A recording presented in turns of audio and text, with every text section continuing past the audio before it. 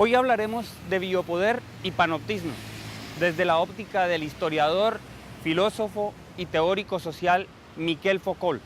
También tocaremos un tema muy interesante, como es el control de los símbolos, desde el punto de vista del británico Basil Bernstein, a quien se le reconocen sus aportes a la sociología de la educación.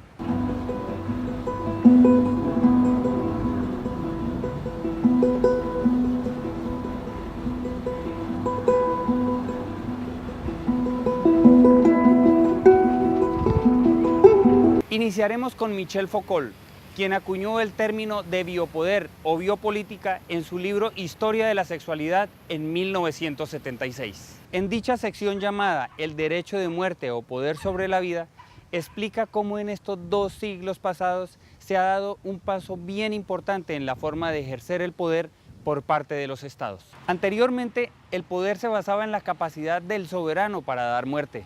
Ahora se basa en la capacidad del soberano para gestionar la vida. La biopolítica, según Foucault. La forma antigua de poder tenía en el más allá, en la muerte, una justificación metafísica del poder terrestre. El biopoder tiene en la muerte su límite. Esto muestra, por ejemplo, en los regímenes totalitarios que movilizan poblaciones enteras para hacer la guerra con el pretexto de conservar la vida del grupo.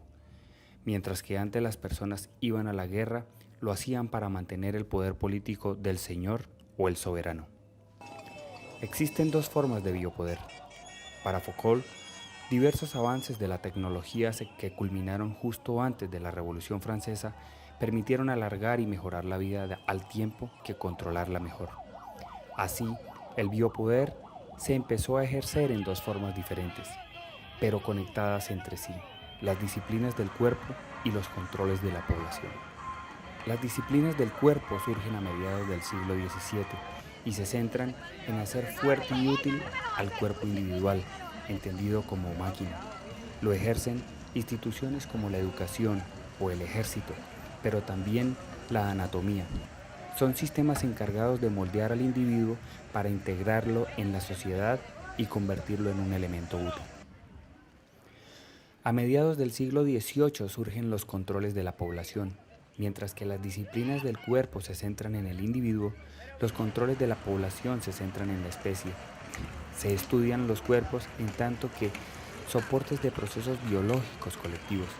Se trata de disciplinas como la estadística y de problemas antes desconocidos de control de la natalidad, la mortalidad, la longevidad o el nivel de la población.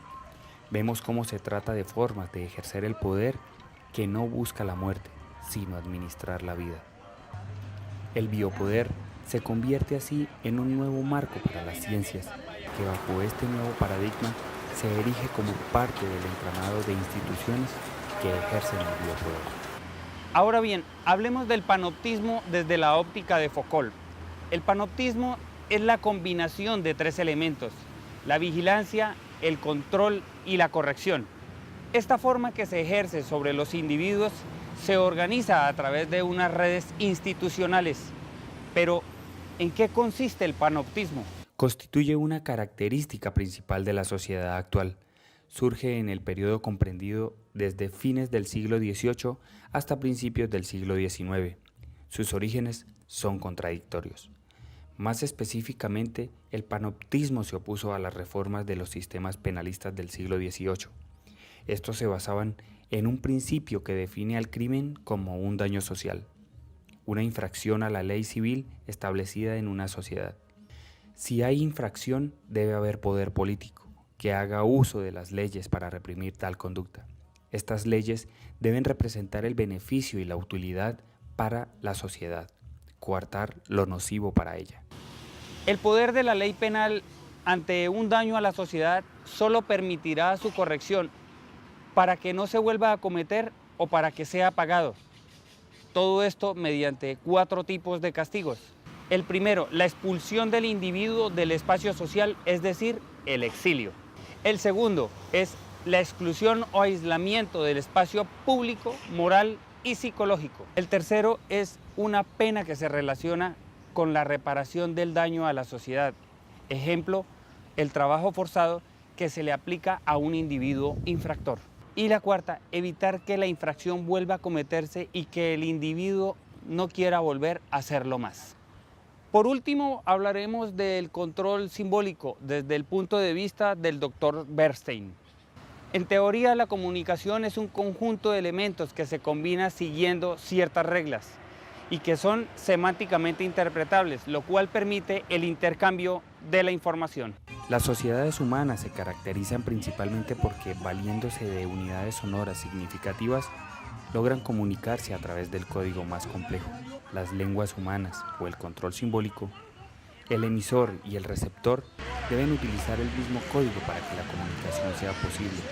Bernstein señala que en cuanto más bajo sea el estrato social, mayor es la resistencia a la educación y enseñanza formal. Esta resistencia se puede presentar de diferentes modos.